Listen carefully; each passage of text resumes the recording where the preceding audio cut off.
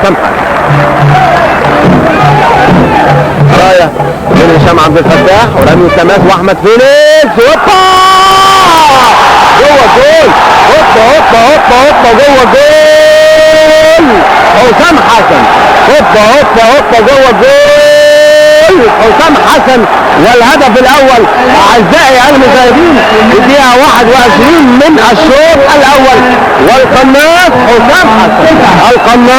حسام حسن والهدف الاول لنادي الزمالك القناص حسام حسن والهدف الاول لنادي الزمالك اعزائي المشاهدين بعد مرور 21 دقيقه.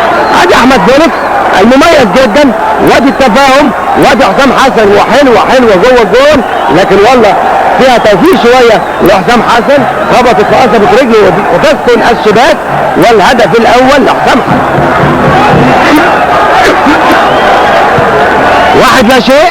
1-0 لنادي الزمالك من حسام ولاعب على مستوى عالي جدا من الاجاده. لسه الكره خطر ومحمد كمونه هوبا والهدف الثاني واحمد فيليكس هوبا جوه الجول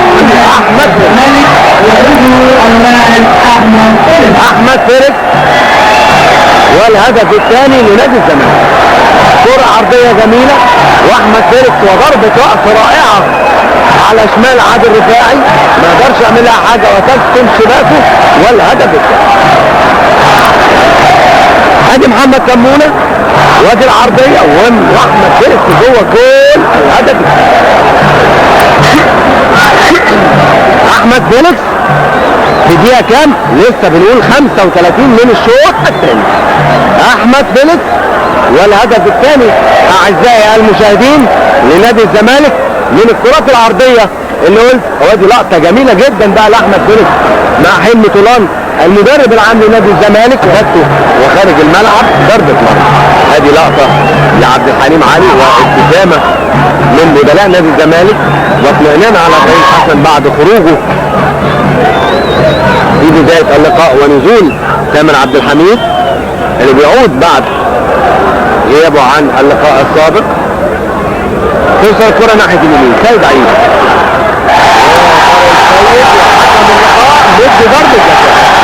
حكم اللقاء مدي ضربة جزاء لنادي سوهاج. بقول لحضراتكم هو صاحب القرار الوحيد داخل الملعب. هنشوف حكم اللقاء مدي ضربة جزاء جنب اللعبة وادي العقلة وحكم اللقاء محمد مصطفى ما ترددش في اطلاق كفارته وضربة جزاء لسوهاج فيها كام 45 من الشوط الاول. ادي امام حضراتكم في الاعادة وداخل منطقة الجزاء وفعلا محمد مصطفى ما ترددش في اطلاق كفارته وضربة جزاء بيوقف اللاعبين وداخل وليد سعد وداخل وهوبا جوه الجول هوبا جوه الجول. طارق السيد حازم امام تامر عبد الحميد حسام عبد المنعم محمد عبد الواحد حسام حسن واحمد فيليكس. لسه الكوره مع احمد خلف هات وخد وانطلاقه من احمد عبد رب النبي وتسديده هوبا جوه الجول هوبا جوه الجول والهدف الثاني اعزائي المشاهدين لسوهاج في الدقيقه الثالثه من الشوط الثاني. هوبا جوه الجول والهدف الثاني لسوهاج في الدقيقه الثالثه من الشوط الثاني. الهدف الثاني اعزائي المشاهدين وفرحه كبيره في استاد سوهاج الرياضي وهدف سوهاج الثاني وهدف التعادل في مرمى محمد عبد الله. 2 سوهاج و2 الزمالك ولقاء ممتع اعزائي المشاهدين من جزء مع حضراتكم على الهواء مباشره عبر الشوري الممتاز. ويلعب هذا الموسم بالعديد وادي واحده حلوه ووصفه لكن فين مع احمد فيليكس وادي ترقيصه من ناحيه الشمال للنادي سوهاج فيليكس شرعي واحده والثانيه وممكن تشكل خطوره وليد سعد هوبا جوه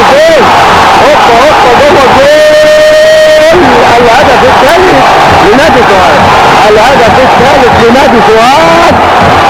هوبا هوبا جوه الجول، الهدف الثالث لنادي سوهاج. الهدف الثالث لنادي سوهاج وحربي توفيق اعزائي المشاهدين في منتصف الشوط الثالث. مفيش اللعب في نادي الزمالك، شلت حركه لاعبي نادي الزمالك سواء في خط الوسط او خط الهجوم. وادي حسام حسن والمهاره بقى الفرديه وجوه المنطقه ولسه لسه لسه ولسه مع حسام وبحاوله ومحاوله وهوبا جوه الجول. هوبا هوبا جوه الجول حسام حسن والهدف الثالث. هوبا هوبا جوه الجول الهدف الثالث حسام حسن. القناص حسام حسن بيقول لحضراتكم احساس ان احنا هنشوف اهداف وفعلا حسام حسن وجوه الجول ما يكذبش.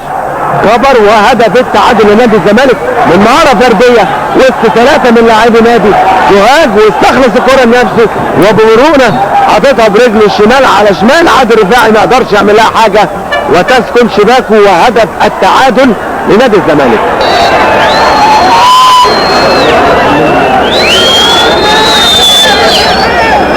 استقر الكابتن جمال عبد الحميد في الملعب لمؤازرة بقى فريقه في اللحظات الأخيرة وجوه المنطقة وضربة جزاء. ضربة جزاء صحيحة حرجة جدا جدا جدا على كلا المديرين الفنيين اوتو فيستر حلمي طولان والجهاز الفني والإداري لنادي الزمالك وجمال عبد الحميد. وداخل حسام حسن وداخل حسام حسن وداخل حسام حسن وبيركز وواقف عادل رفاعي وداخل حسام وهوبا هوبا هوبا وبرافو عادل رفاعي. برافو عادل رفاعي. برافو عادل رفاعي ينقذ ضربة جزاء من حسام حسن.